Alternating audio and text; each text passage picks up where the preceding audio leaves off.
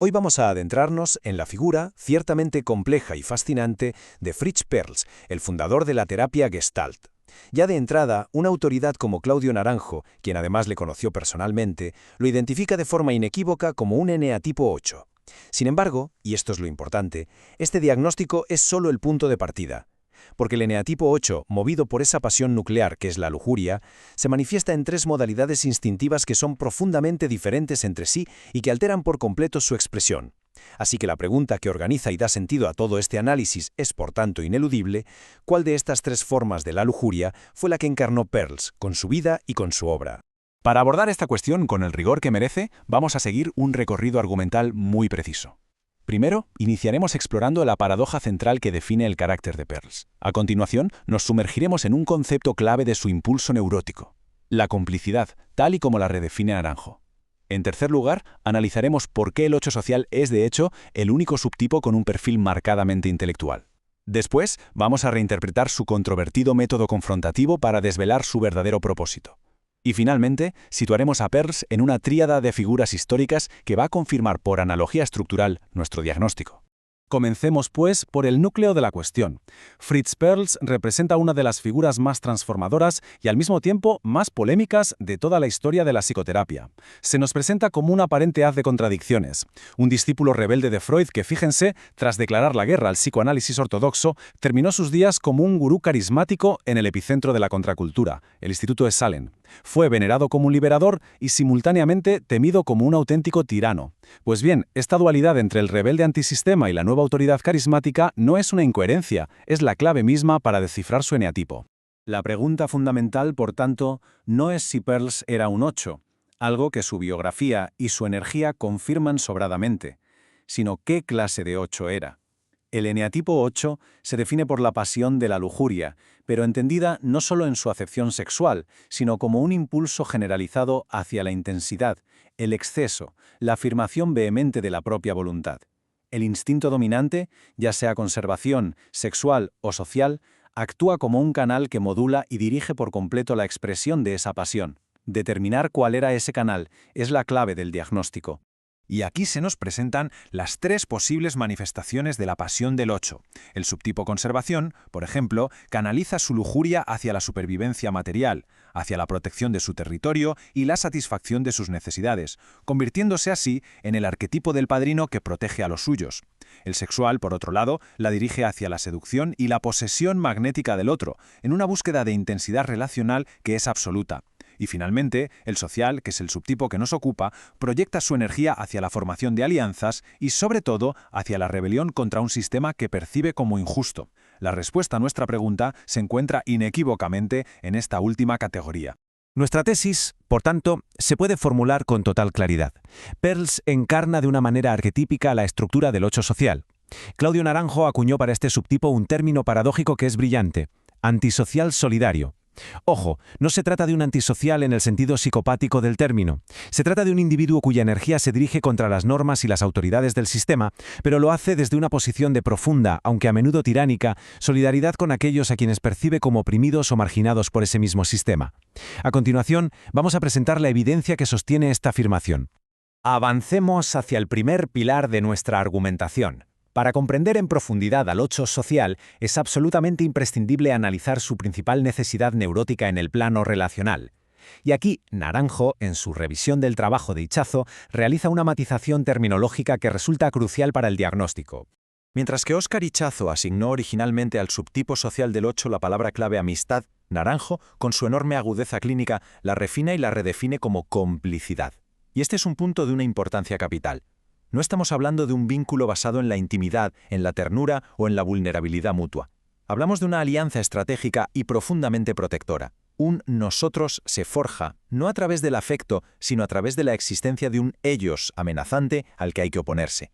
La lealtad del 8 social se entrega a sus cómplices en la rebelión. Y esta cita de Naranjo lo ilustra de una manera brillante y definitiva. La energía fundamental del 8, esa venganza justiciera que busca reparar las injusticias, ya sean reales o percibidas, no se aplica aquí para un beneficio personal directo como podría ocurrir en los otros subtipos. No.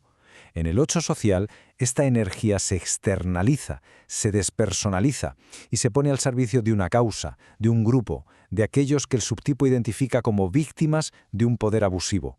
Su agresión, por tanto, se legitima al convertirse en un acto de justicia social.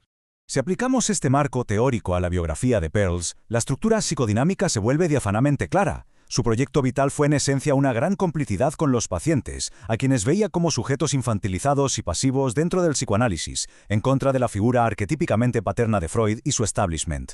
En este drama, la terapia Gestalt no es meramente una técnica terapéutica, es el arma ideológica de esa rebelión. Es una declaración de guerra explícita contra el superyo freudiano, al que consideraba un agente domesticador y represor de la vitalidad. Pasemos ahora a la segunda línea de evidencia. Y se trata de un rasgo que distingue de forma inequívoca al 8 social de los otros dos subtipos y que, como veremos, se ajusta a Perls como un guante. Estamos hablando de su relación con el intelecto.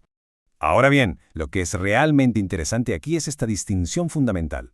El 8 conservación es un ser de acción pura, desconfía de la teoría y se centra en el control material. El 8 sexual es visceralmente antiintelectual, ve la mente como un obstáculo para esa fusión intensa que anhela. Solo el 8 social necesita un andamiaje conceptual, una ideología, una teoría que justifique, organice y dé legitimidad a su cruzada. Su rebelión no es puramente instintiva, es una rebelión armada con ideas, un sistema de pensamiento que se opone a otro. Y la prueba de esto en la vida de Perls es sencillamente abrumadora e irrefutable. Perls no fue únicamente un terapeuta carismático y provocador, fue un teórico de primer orden. Desarrolló un sistema conceptual complejo y original, figura fondo, polaridades, el ciclo de la experiencia y lo plasmó en obras fundamentales. De hecho, su primer gran libro, Ego, Hambre y Agresión, subtitulado Una revisión de la teoría y el método de Freud, es ya en sí mismo un manifiesto de esta rebelión intelectual. Su inteligencia, por tanto, estaba completamente al servicio de su causa subversiva. Esta línea de tiempo lo que demuestra es que este patrón de rebelión contra instituciones paternas fue una constante a lo largo de toda su vida. Desde la autoridad escolar en su infancia hasta aquel episodio de 1936 en Viena, donde un breve y despectivo encuentro con Freud cristalizó su misión vital. Su estancia en Sudáfrica le vio opolarse frontalmente al sistema del apartheid, y finalmente, Esalen se convirtió en la culminación de este patrón, la creación de un antisistema, una comunidad para los marginados de la psiquiatría y de la sociedad convencionales. La tercera pieza del rompecabezas diagnóstico requiere que reinterpretemos su método más famoso y, por supuesto, más controvertido, la silla caliente. A primera vista, su estilo agresivo y confrontativo podría llevarnos a pensar erróneamente en un 8 conservación o sexual. Sin embargo, un análisis más profundo de su intencionalidad no solo desmiente esta idea, sino que confirma de forma contundente su subtipo social. La percepción superficial, la más extendida, es que el estilo avasallador de Perls en sus talleres era simplemente la manifestación de una lujuria descontrolada, un puro acto de dominación. Se le veía como un agresor que disfrutaba acorralando a sus pacientes. Pero esta visión, aunque es comprensible, ignora por completo la intencionalidad pedagógica y liberadora que subyacía a todo su método. El punto crucial aquí es entender que su confrontación tenía un fin explícitamente pedagógico. No buscaba someter al paciente para poseerlo o controlarlo, sino todo lo contrario. Buscaba obligarle a confrontar sus propios mecanismos neuróticos, a asumir la responsabilidad de su existencia y, en definitiva, a despertar de su sueño de dependencia. Su objetivo último era liberar al paciente, incluso del propio terapeuta, rompiendo así el modelo paternalista del psicoanálisis. Era, en suma, una agresión al servicio de la autonomía. Y sus propias palabras, en la célebre oración gestáltica, articulan a la perfección esta ética de la no dependencia y de la autorresponsabilidad. Esto da una declaración de principios del ideal del 8 social. Un mundo de individuos soberanos que se encuentran desde su propia verdad, no desde la necesidad o la fusión neurótica. La agresión, en este contexto, es un instrumento de justicia, y la justicia consiste en que el otro ocupe su propio lugar y viva su propia verdad. La confrontación es, pues, el amargo pero necesario instrumento para esa liberación. Y finalmente, para consolidar nuestro diagnóstico más allá de toda duda razonable, vamos a situar a Perls en compañía de otras figuras históricas que Naranjo también identifica como eneatipos 8 sociales. Esta comparación por isomorfismo estructural ilumina el patrón del subtipo con una claridad inigualable y nos permite ver el arquetipo en acción a través de la historia. Esta tabla revela una estructura paralela que es absolutamente asombrosa entre los tres personajes. Todos ellos son maestros carismáticos que confrontan para despertar. Todos se erigen en oposición a la institución padre de su época, Sócrates contra los sofistas y la autoridad de Atenas, Osho contra las religiones organizadas y, por supuesto, Peirce contra el psicoanálisis ortodoxo. Y, lo que es fundamental, los tres son intelectuales que construyen complejos sistemas de pensamiento alternativos para dar cuerpo y munición a su rebelión. La comparación entre la mayéutica de Sócrates y la silla caliente de Peirce es especialmente reveladora, muy profunda. Sócrates no impartía conocimiento, usaba la pregunta incisiva para que su interlocutor diera a luz su propia verdad, a menudo de forma dolorosa. Del mismo modo, Peirce no interpretaba el pasado, confrontaba la conducta en el aquí y el ahora para que el paciente se viera a sí mismo en acción y encontrara su propia salida. Son en esencia dos nombres para la misma psicodinámica del 8 social, la provocación como un acto de partería existencial. No obstante, y esto es muy importante, esta tríada también comparte una profunda sombra, una trampa que es inherente al arquetipo. En su lucha contra el dogmatismo y la autoridad represora, el oso social corre el riesgo constante de crear, a su alrededor, una nueva forma de autoridad, un nuevo dogma. Peirce luchó contra la dependencia del paciente hacia el analista y acabó rodeado de seguidores devotos. Osho criticó las religiones y fundó una. Es la tragedia del subtipo. La rebelión, llevada por la pasión de la lujuria, puede terminar por convertirse en una nueva versión de la misma tiranía que se combatía. Así, el veredicto de nuestro análisis es concluyente. Peirce no fue el 8 conservación que protege su territorio material, ni tampoco el 8 sexual que seduce para poseer. Fue, en su máxima expresión, el antisocial solidario que describe Naranjo. Un rebelde intelectual cuya inmensa energía se canalizó en una complicidad protectora con los oprimidos para derrocar a la institución padre de su campo, encarnada en el psicoanálisis freudiano. Su vida y su obra son el testimonio de este arquetipo. Y esta analogía final encapsula la esencia de nuestro análisis. Al igual que Sócrates fue descrito como el tábano de Atenas, ese insecto molesto que aguijoneaba a la ciudad para mantenerla despierta, Peirce fue el tábano de la psicoterapia del siglo XX. Utilizó la provocación y la incomodidad no como un fin en sí mismas, sino como el camino más directo hacia una verdad más auténtica y una ineludible responsabilidad personal.